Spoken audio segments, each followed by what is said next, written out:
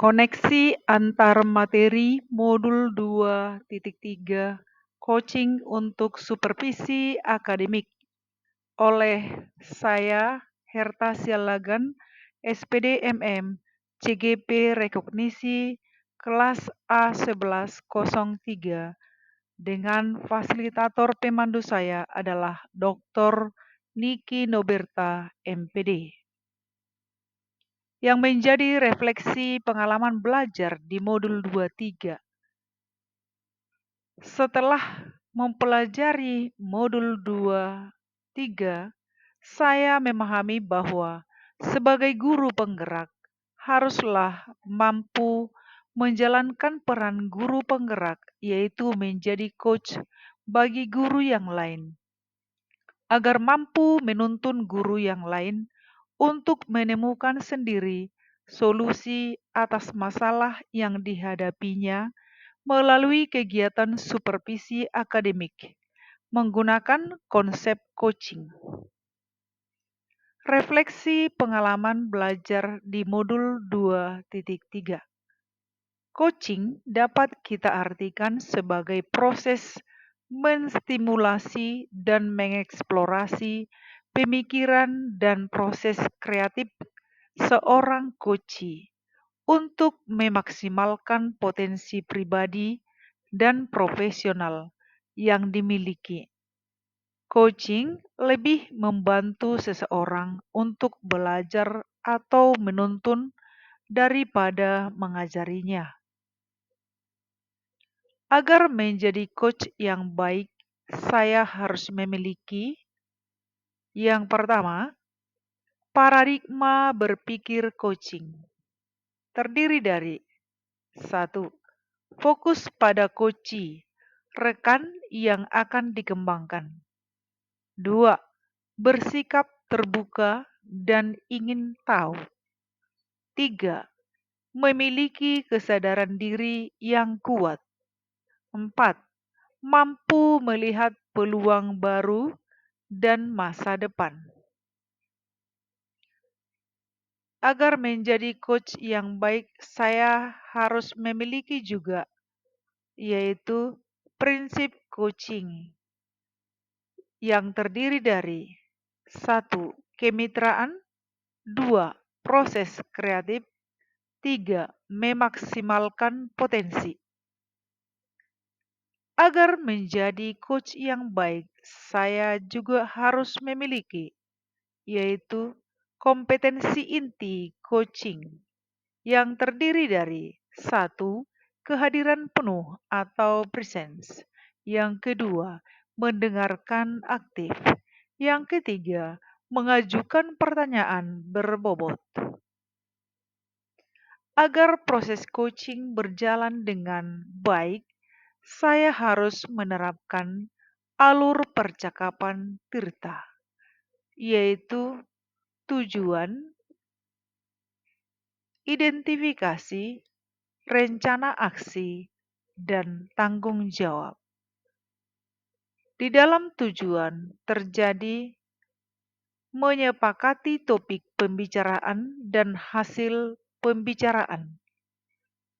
Pada identifikasi, terdapat menggali dan memetakan situasi saat ini dihubungkan dengan fakta-fakta yang nyata. Rencana aksi mengembangkan ide untuk alternatif rencana aksi atau solusi. Tanggung jawab berkomitmen akan langkah-langkah selanjutnya. Setelah mempelajari modul 23, yang terjadi adalah saya termotivasi untuk menerapkan prinsip coaching dalam membantu rekan sejawat untuk mengembangkan potensinya dan untuk menemukan solusi atas masalah yang dihadapi. 2. Dalam menerapkan paradigma cara berpikir coaching dan prinsip-prinsip coaching dalam menyelesaikan masalah, rekan sejawat akan lebih terbuka dan tidak merasa malu ketika mengungkapkan masalah kepada kita. Yang sudah baik dalam diri saya terkait modul 2.3, yang pertama, sudah terjadi peningkatan dan perkembangan ke arah yang lebih baik, serta lebih memahami apa itu coaching dan penerapannya dalam dunia pendidikan. Yang kedua, melalui kegiatan coaching yang saya lakukan, saya mampu menggunakan alur tirta sebagai dasar saya dalam melakukan coaching. Yang ketiga, saya juga sudah mampu menerapkan paradigma berpikir dan prinsip coaching dengan baik dan menguasai kompetensi inti coaching. Kompetensi yang akan saya tingkatkan adalah yang pertama, mendengarkan aktif. Yang kedua, memberikan pertanyaan yang berbobot. Analisis implementasi dalam konteks calon guru penggerak. Bagaimana penerapan coaching untuk supervisi akademik? Supervisi akademik adalah upaya membantu guru mengembangkan kemampuannya mencapai tujuan pengajaran. Kegiatan supervisi akademik yang dilakukan oleh kepala sekolah yang ditujukan kepada guru dengan tujuan memberikan bantuan profesional. Selain itu, supervisi akademik juga bertujuan untuk meningkatkan kompetensi profesional maupun kompetensi pedagogik yang akan berdampak pada peningkatan kinerja guru-guru di sekolah yang berdampak pada murid. Tanggung jawab pelaksanaan supervisi di sekolah adalah kepala sekolah. Oleh karena itu, kepala sekolah harus memiliki kompetensi supervisi. Inti dari kegiatan supervisi adalah membantu guru dengan penilaian kinerja guru. Meskipun di dalam supervisi akademik ada penilaian, di dalam supervisi akademik menilai unjuk kerja guru dalam mengelola proses pembelajaran merupakan salah satu kegiatan yang tidak bisa kita hindarkan prosesnya. Pada proses supervisi terjadi langkah-langkah coaching. Apakah tantangan implementasi coaching di sekolah? Berdasarkan fakta di lapangan, kegiatan supervisi akademik diasumsikan sebagai suatu kegiatan observasi atau penilaian terhadap kinerja guru, sehingga kegiatan supervisi hanya menjadi kegiatan untuk mencari kekurangan guru, dan banyak guru terbebani karena supervisi. Ini terjadi sebelum adanya guru penggerak. Tetapi pada saat ini sudah terjadi perubahan. Bagaimana alternatif pemecahan masalah yang ada? Melakukan sosialisasi tentang apa yang dimaksud supervisi akademik dengan menggunakan konsep coaching, beserta contoh penerapan secara nyata. Membangun komunikasi dan koordinasi yang baik dengan rekan sejawat, sehingga ketika memiliki permasalahan tidak segan untuk berbagi dan minta untuk disupervisi. Keterkaitan modul 23 dengan modul-modul sebelumnya. Bagaimana peran Anda sebagai coach di sekolah dan keterkaitannya dengan materi sebelumnya, yaitu pembelajaran berdiferensiasi dan pembelajaran sosial dan emosional?